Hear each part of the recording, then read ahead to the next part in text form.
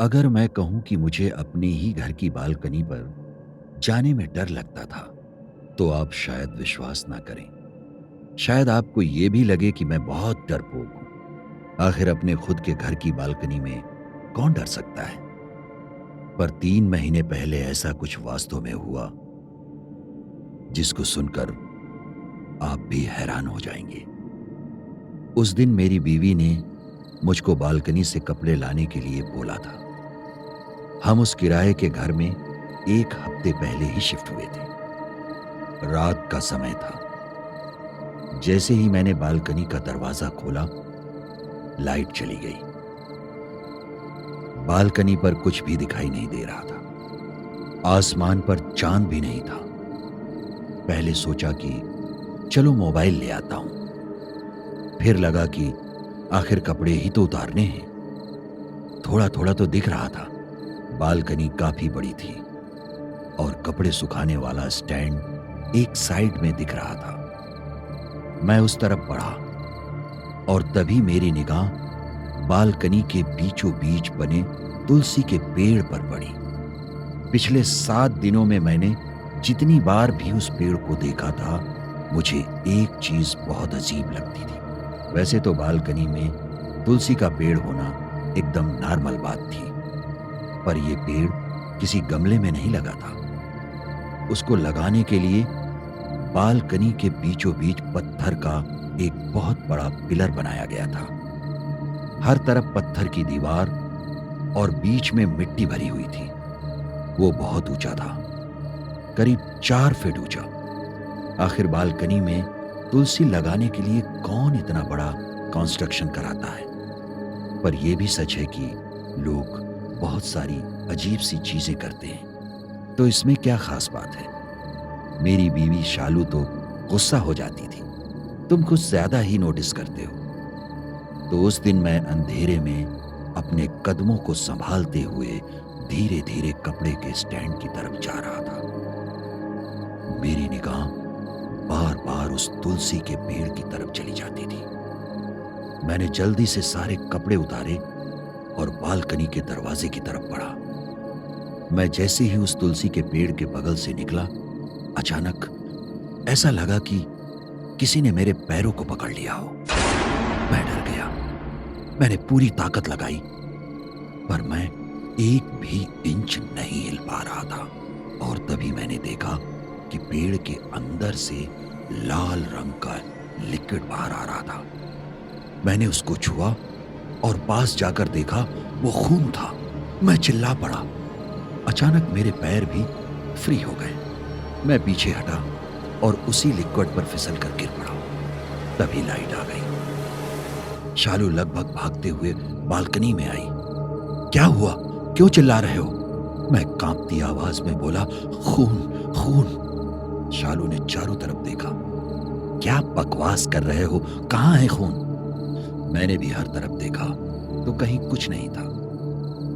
मैं खड़ा हुआ और तुलसी के पेड़ को चेक किया।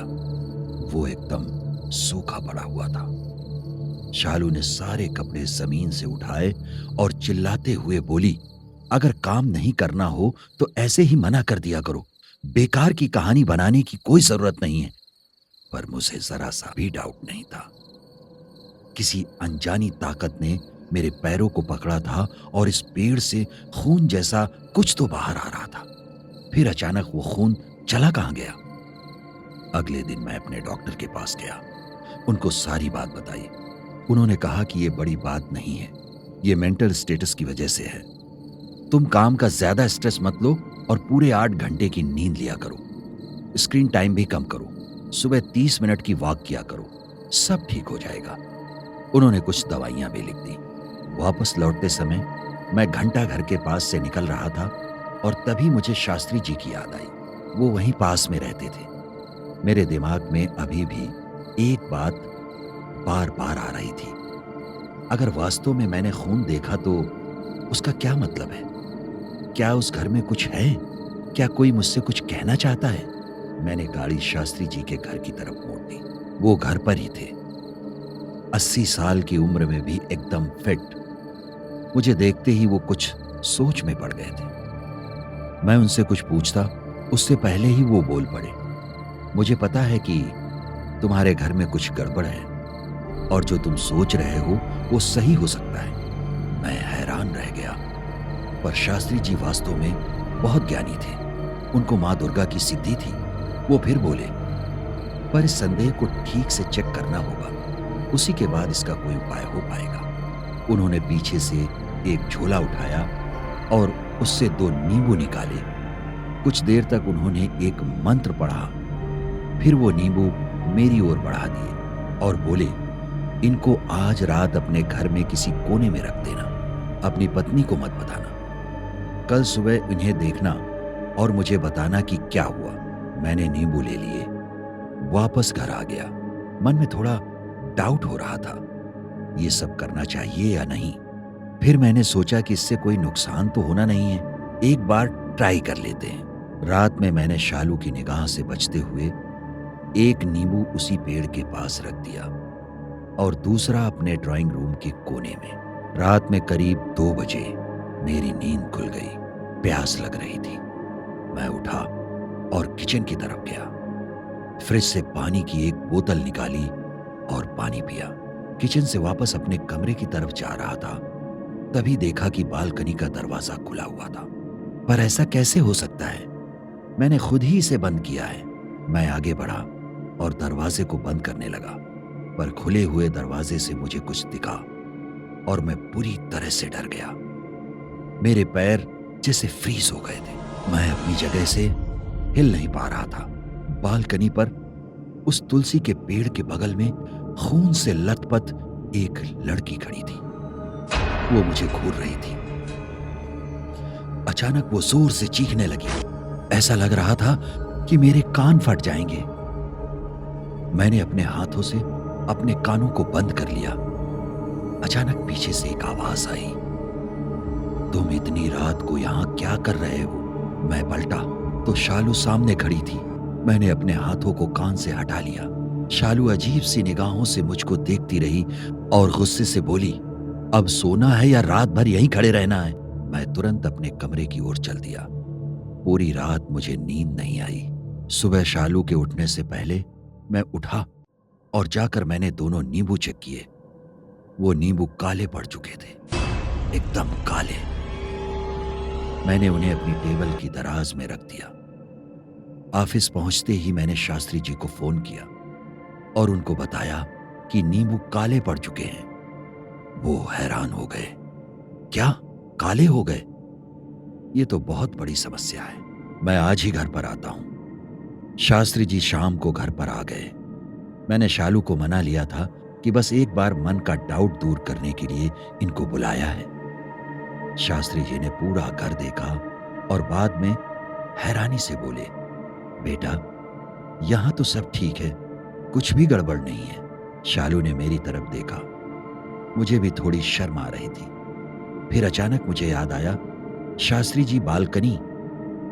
वो अब बालकनी की तरफ चल दिए। दरवाजा खोलकर हम बाहर बालकनी पर आ गए। बालकनी पर आते ही उनकी निगाह सीधे तुलसी के पेड़ पर गई। अचानक उन्होंने मंत्र पढ़ने शुरू कर दिए। मंत्र पढ़ते ही पढ़ते उन्होंने एक धागा निकाला, जिसे हम कलावा भी कहते हैं। उन्होंने पूरे पेड़ को चारों तरफ से उस कलावे से लपेट दिया। वो काफी परेशान दिख रहे थे। इस पेड़ में कुछ है। मैंने शालू से कहा, मैं पहले दिन से ही कह रहा था कि इस पेड़ में कुछ गड़बड़ है। आखिर इतना छोटा सा तुलसी का पेड़ लगाने के लिए बालकनी में कौन इतना बड़ा पत्थर का पिलर बनाता है? अगले दिन पुलिस की मौजूदगी में हमने 2 लेबर बुलाकर उस पेड़ को हटवाया और फिर उस पिलर को तोड़ना शुरू किया। जैसे ही पिलर टूटा, हर तरफ एक बदबू फैल गई थी और थोड़ी देर बाद हमारे सामने एक लाश थी। एक जवान लड़की की लाश, खून से लथपथ।